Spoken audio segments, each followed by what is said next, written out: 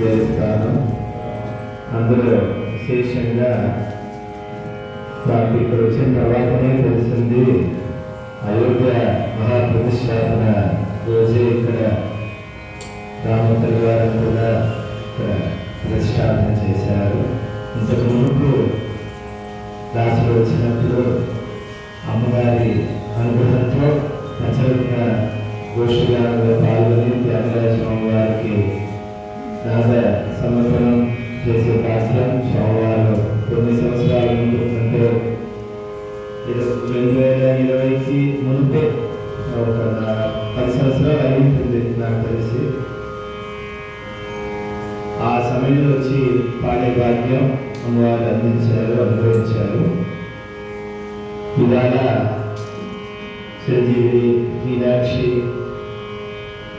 సంక్షిప్తంగా భక్తి సంగీతం ఆవిడకి ఎగ్జామ్ ఉంది కాబట్టి కొంచెం కాలాతీతమయ్యి మేము లేట్గా వచ్చాము. దాంతో పాటు దాన్ని కూడా వేసాం. దానికి సభలో అందరికీ కూడా మనవి అది దాన్ని మన్నించవలసిందిగా ప్రార్థిస్తూ ఇవాళ వైలిన్పై శ్రీ విజయభాస్కర్ గారు, మృదంగంపై శ్రీ కౌలిని గారు చాలా చక్కటి ప్రకార వారికి అందించి మా అమ్మాయి గాత్రానికి ఇంకా మంచి అనుభవం స్వామివారి వారి ద్వారా అందించారు.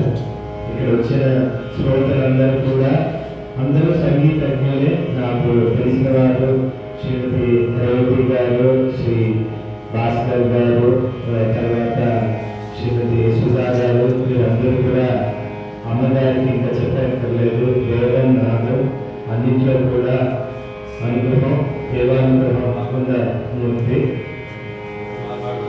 అదే చెప్తున్నారు. ఎందుకంటే ఇక్కడ ఉన్న వాళ్ళందరూ కూడా జగద్గురాజు గారు అందరూ కూడా సంగీతజ్ఞులు. సంగీతజ్ఞులు ఉన్న చోట 5 ఉన్నా 4 ఉన్నా కూడా ఆ సంగీత సరస్వతి ఆ వారి ముందు పాడడం ఒక పెద్ద భాగ్యం. మనం 1000 మంది 2000 మంది కాదు.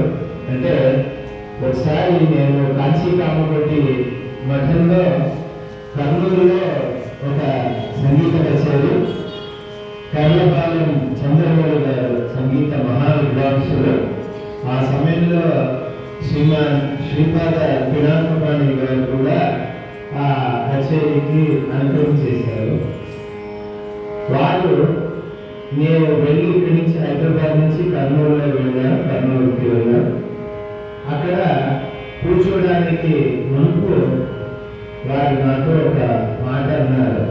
ఏమిటంటే, గురువు గారు వచ్చారు, నేనున్నాను, మా ఆవిడ ఉన్నారు, ఇంకా భక్తులు వస్తూ ఉంటారు, వెళ్తూ ఉంటారు, దర్శనం చేసుకుంటూ ఉంటారు, వెళ్తూ ఉంటారు. మేము ముగ్గురు అయితే లేవము, మీ ఇక్కడే కూర్చుంటారు. శ్రీపాద గారి పనేమో కూడా వచ్చారు.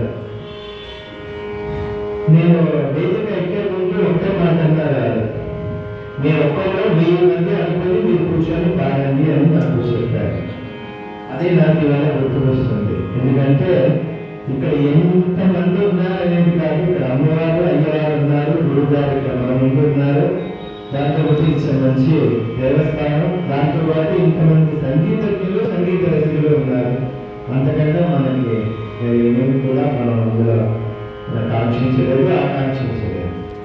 అలా చెప్తూ ఎందరో మహానుభావులు అందరికీ వందనములు. ఆ స్వామివారి సన్నిధిలో ఇంకా సంగీత కార్యక్రమం ఇంకా చేయాలనే కోరిక జగపతిరాజు గారికి ఉంది. ఆ అమ్మగారి అనుగ్రహం, అమ్మవారి అనుగ్రహంతో పదే ఉత్తరాంతరం ఈ సంగీత సభ, నాద సేవ జరుగుతూ ఉండాలని ప్రార్థిస్తూ యోగా సంస్థ